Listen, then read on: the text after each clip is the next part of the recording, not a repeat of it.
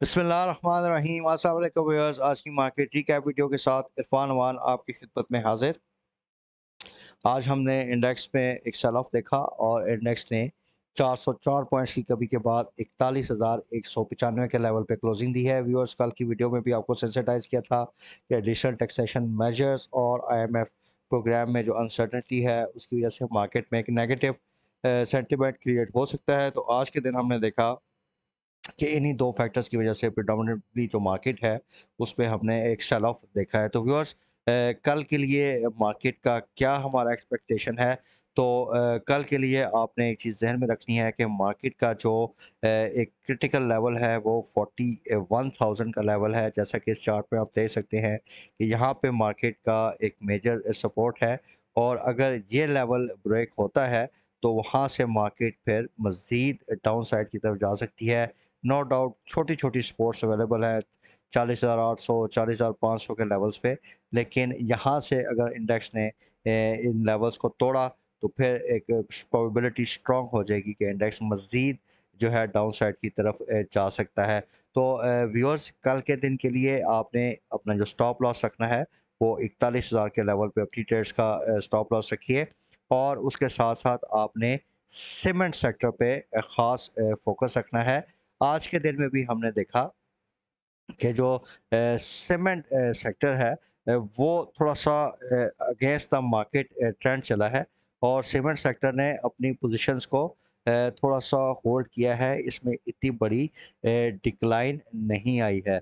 तो viewers, market के survival के लिए कल भी ये ज़रूरी है कि सीमेंट सेक्टर ना सिर्फ़ अपनी करंट वैल्यूज़ को होल्ड करे, बल्कि थोड़ा-सा इसमें अगर हमें पॉज़िटिव मोमेंटम मिल जाए, तो इससे इंडेक्स को काफ़ी सपोर्ट मिल सकती है एट करंट लेवल्स, और मार्केट इन लेवल्स पे थोड़ा-सा रेंज बाउंड हो सकती है या थोड़ा-सा ऊपर की तरफ भी आ सकती है। लेकिन उसमें एक जो मेन या कैटलिस्ट रोल है वो सीमेंट सेक्टर प्ले करेगा। अगर कल सीमेंट सेक्टर चल गया तो मार्केट सर्वाइव कर जाएँगी, अदरवाइज़ मार्केट में वंस अगेन हम एक बड़ा डिप देखेंगे।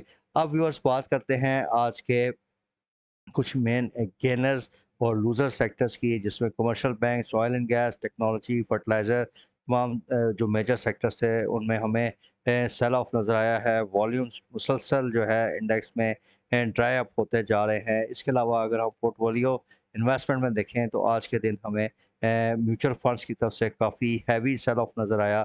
जबकि अगर हम फॉरेन इन्वेस्टमेंट प्रोफाइल में देखें तो फॉरेन कॉर्पोरेट्स, ओवरसीज़ पाकिस्तानी जो हैं, और इसके साथ साथ फॉरेन इंडिविजुअल्स, उन्होंने commercial banks, food, cement sector और टेक्नोलॉजी सेक्टर में बाइंग की है। तो व्यूअर्स, अगर हम डॉलर साइड पे देखें तो रुपया डॉलर के मुकाबले में आज मज़ीद कमज़ोर हुआ, और जो डिफरेंस है बिटवीन इंटर बैंक मार्केट और ओपन बैंक मार्केट उसमें मुसलसल जो है इजाफा हो रहा है। और बेसिक रीज़न उसकी यही है, एक तो हज सीज़न की वजह से जो है रुपया अंडर प्रेशर है, और उसके साथ साथ जून में कुछ गवर्नमेंट की पेमेंट्स है, इस वजह से भी डॉलर्स रिक्वायर्ड है, जिसकी वजह से डॉलर जो है वो मुसलसल जो है गेन कर रहा है अगेंस्ट द पाकिस्तानी रुपी। अब व्यूअर्स, बात करते हैं, कल एक न्यूज़ आपके साथ शेयर की थी, और आज भी मोर और लेस उसी न्यूज़ की वजह से मार्केट में सेल ऑफ आया है।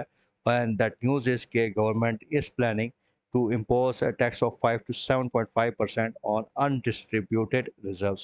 इसमें व्यूअर्स, आपने दो चीज़ें ज़हन में रखनी है कि एक तरफ एक प्रपोजल आ रही है कि गवर्नमेंट जो है वो डिस्ट्रीब्यूटेबल रिजर्व्स पर टैक्स लगाए, that is at the rate of 10%। जैसे कि पहले एक तरफ एक दफ़ा लगा था, उसमें बेसिकली उसका ऑब्जेक्टिव ये है कि कंपनीज को इनक्रेज किया जाए कि वो अपने शेयर होल्डर्स को पे आउट्स दें। That is good for the market. उससे ये होगा कि कंपनीज की जो है वो जो पे आउट्स रेशोज़ हैं वो काफ़ी अच्छी हो जाएंगी। लेकिन ये जो खबर आ रही है कि जी जितने अनडिस्ट्रीब्यूटेड रिजर्व्स हैं उसमें ये अगर टैक्सेशन करते हैं, जिसमें ना सिर्फ प्रॉफिट्स, कैपिटल रिजर्व, इस तरह के दूसरे रिजर्व अगर ये इंक्लूड करते हैं, तो ये कंपनीज के लिए काफ़ी नेगेटिव हो सकता है। उसमें डिफरेंट कंपनीज जिनका मैं आपको प्रोफाइल आगे शेयर करूंगा, उसमें एक इनकी अर्निंग्स पे एक बड़ा नेगेटिव इम्पैक्ट एक्सपेक्टेड है। For instance viewers, lucky cement के केस में आप देखें कि इसका जो कैपिटल है वो 3 अरब रुपए का है, लेकिन इसके जो रिजर्व्स हैं वो 132 अरब रुपए हैं। अब अगर इस 132 अरब पे 5% में टैक्स आ गया तो यू कैन वेल इमेजिन कि इसकी अर्निंग्स पे कितनी बड़ी हिट आएगी। इसी तरीके से सिस्टम्स लिमिटेड के केस में आप देखें कि इसका जो शेयर कैपिटल है वो तकरीबन 2.9 बिलियन का है और इसके जो रिजर्व्स हैं वो तकरीबन 20 अरब रुपए के हैं। तो इस पे भी अगर इन रिजर्व्स पे टैक्सेशन आती है तो काफ़ी बड़ा इम्पैक्ट इसकी अर्निंग्स पे आएगा। इसके अलावा आईटी सेक्टर में एक और डेवलपमेंट ये है कि गवर्नमेंट प्लान कर रही है कि पहले जो यानी ये 100 रुपए की सेल करते थे तो सिर्फ 1 रुपए का इन पे टैक्स लगता था और effective tax rate in companies के लिए तकरीबन 5% बनता था। यानी अगर इनकी टोटल प्री टैक्स इनकम 100 रुपए की थी तो उस पर 5 रुपए का ये टैक्स पे कर रहे थे। लेकिन अभी ये कंसिडर कर रहे हैं कि जो आईटी सेक्टर है इसमें नॉर्मल टैक्स रिजीम को अप्लाई किया जाए और अगर ये अप्लाई होता है और ये जो नॉर्मल टैक्स होगा ये IT sector plus other exporters के लिए भी होगा तो उसमें इनकी अगर 100 रुपए की इनकम होगी तो इस प्रपोजल के बाद इनकी जो इनकम है वो तकरीबन 68 रुपए से 67 रुपए के लेवल पे आ जाएगी। तो बड़ी एक डेंट पड़ सकता है इनकी अर्निंग्स पे।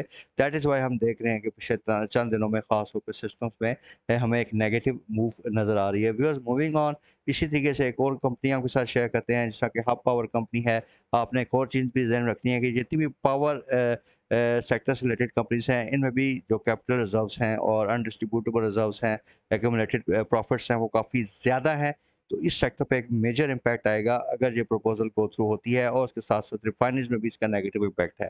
तो इसमें आप देखें कि 12 अरब का शेयर कैपिटल है लेकिन 41 अरब के इनके रिजर्व्स हैं। तो यहाँ पे भी अगर इवन 5% टैक्सेशन भी हुई तो काफ़ी ज़्यादा नेगेटिव इम्पैक्ट आ सकता है। तकरीबन गवर्नमेंट 338 अरब रुपया इस सिर्फ एक मेजर से कलेक्ट करने के बारे में सोच रही है।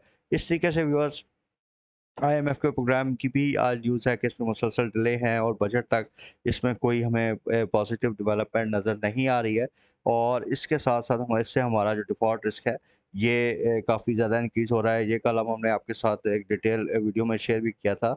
अब लास्टली बात करते हैं रिफाइनरी पॉलिसी की। इसमें मुसलसल डिलेज़ आ रहे हैं। तो इसकी एक रीज़न मैं आपके साथ आज शेयर कर दूँ कि न्यूज़ आती हैं कि जी पॉलिसी टेबल हो गई है, बस ये उसमें कुछ ये प्राइम मिनिस्टर ने कह दिया या कुछ प्रपोज़ल माँग रही, लेकिन हम उसमें मुसलसल डिले देख रहे हैं और उसकी एक रीज़न ये है कि इन रिफाइनरीज़ को बेनिफिट देने के लिए हुकूमत को जो है वो अपना रेवेन्यू कम करना पड़ेगा। अब ये जो रेवेन्यू का शॉर्टफॉल है गवर्नमेंट करंट सर्कमस्टांसेस में अफ़ोर्ड नहीं कर सकती क्योंकि काफ़ी ज़्यादा फाइनेंशियल डिफ़िकल्टीज़ में है। दैट इज़ व्हाई हम देखते हैं कि रिफाइनरी पॉलिसी जो है उसको मुसलसल जो है वो डिले किया जा रहा है क्योंकि गवर्नमेंट अपनी फिस्कल स्पेस की वजह से अपने रेवेन्यू को सैक्रिफाइस करने के लिए तैयार नहीं है। तो हो जिस तरह के अभी हालात हैं इसमें लग ऐसे रहा है कि ये पॉलिसी कुछ मज़ीद वक़्त के लिए डिले हो सकती है। तो व्यूअर्स ये आज की मार्केट से रिलेटेड कुछ की अपडेट्स थी जो आपके साथ शेयर की हैं।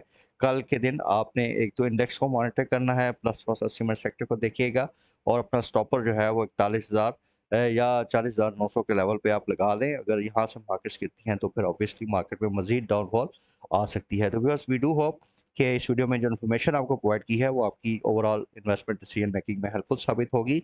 अगर आपका किसी किस्म का कमेंट की रजिस्ट्रेशन हो तो आप मेरे इस वीडियो की डिस्क्रिप्शन में नंबर दिया हुआ है, आप इस मुझसे कॉन्टैक्ट कर सकते हैं।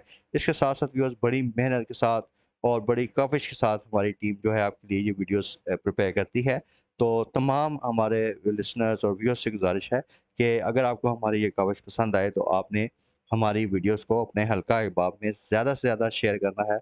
आपने हमारी वीडियोस को लाइक करना है ताकि हमारी चैनल की आउटरीच बढ़ सके। Viewers thanks very much for watching this video and your anticipation. Take care. अल्लाह हाफ़िज़।